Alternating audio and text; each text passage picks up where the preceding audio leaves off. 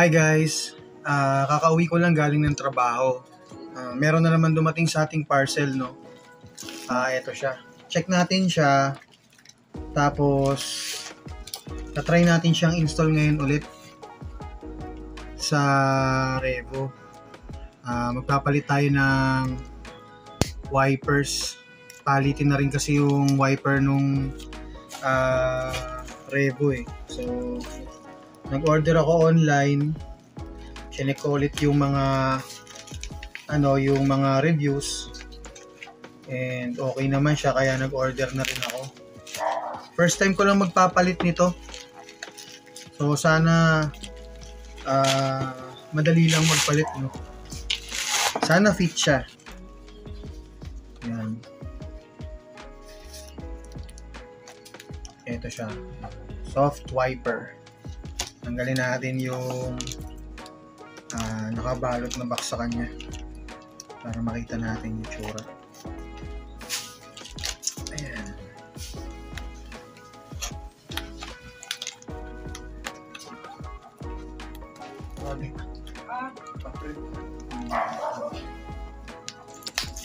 Yun guys, so ngayon papalitan na natin yung yung wiper. Ito yung binili nating wiper. Ayan siya. So, palitan natin ito. Tinatanggal pala to. Akala ko nasira agad, hindi pa nakakabit. So, yun pala talaga yung pinaka-wiper blade niya. Yan. So, yun. Palitan na natin guys yung stock. Ganyan muna natin siya. Ganyan natin siya ng ganyan. Tapos, i-straight nyo to. Kaya palitan mo to. So, yun pipindutin nyo to. Yan. Pag napindot nyo na yan, tutulak nyo lang siya pababa. Yan, sabay tulak pababa. Yun. Tapos, imumove mo siya, tutulak mo siya pa ganito.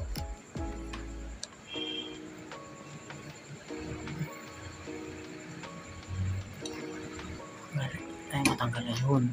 So, pag galing dito, pagkapindot nito, sagad nyo siya sa babang ganon, tapos tulak nyo pa ganon. Tapos, yan, tanggal na siya. Okay na. So, ayun yung luma natin. Ayun. Bungi-bungi na yung kanto. Tapos, matigas na. So, ito na yung bago nating ipapalit. Dito naman, i-press nyo lang to ng konti para bumitaw yung lock. Yan. Pag bumitaw na siya, kuya pakita mo dito natin isusuot yung mismong lock nung wiper. Yung mismong hook nung wiper ito. So, dito natin siya ipapasok. Yan. Pag binuksan mo to, pasok mo yung hook ng wiper dito. Yan. Pasok mo siya, di ba? Tapos ito,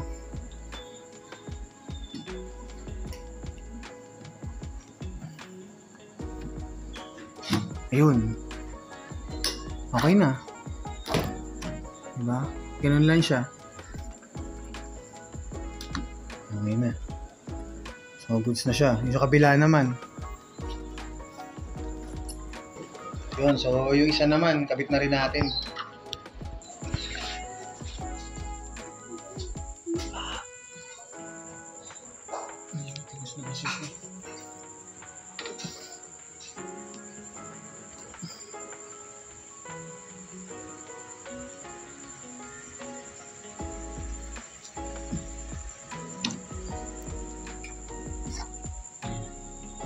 So, yun. Tanggal na natin. Medyo matigas lang, no? Tapos, yung isa, tanggalin na natin to.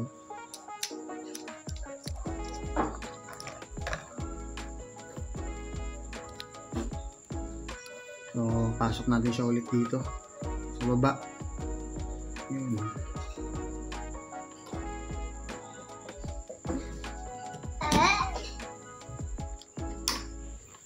Ganun lang. Ayan guys, so ngayon testingin na natin yung kinabit nating wiper kagabi. Medyo madilim na kasi nung nag-testing kami ni Kuya gabi. Kaya hindi na masyadong kita kung nalilinis ba niya talaga or Hindi. So ayun, tingnan natin yung performance nung nabili natin na wiper, no. Sana okay naman siya. To basahin natin siya kasi hindi pa umuulan eh. Yan, lagyan lang natin ng konting tubig. Yan. Yun.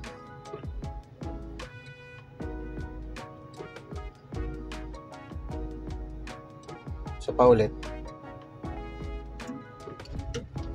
Yun. So yun, nakukuha niya kagad yung mga tubig, ano. So far so good naman. Ang concern ko lang dito kasi is yung pinaka kabitan ng hook niya is made of plastic. So sana tumagal, pero sa performance naman so far so good. Okay naman siya, nalilinis niya naman yung salamin.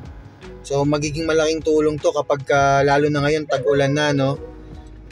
Yun lang kasi yung concern ko kasi yung luma niyang wiper is brittle na. So tsaka marami na ring natitirang tubig, hindi niya na nalilinis ng husto.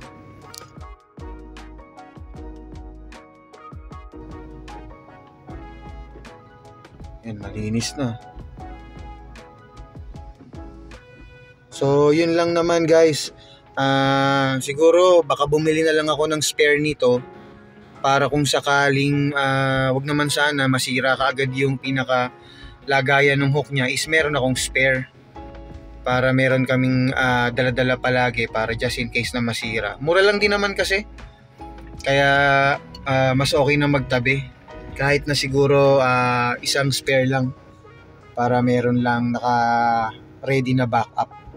So yun guys, sana naging helpful sa inyo tong video na to para dun sa mga gustong magpalit ng wiper nila, no. Yung isa para dun sa likod, bibilan ko pa rin kasi chinek ko siya, yung likod ng Revo, parehas lang naman siya, universal lang din yung hook niya. So pwede nating palitan ng mas maliit na size ng wiper para at least kapag tumatakbo at maulan, nalilinis niya rin yung likod pag kinakailangan silipin. Ayun, no. So yun guys, maraming salamat and sana naging helpful sa inyo tong video na ito. Yun lang naman guys.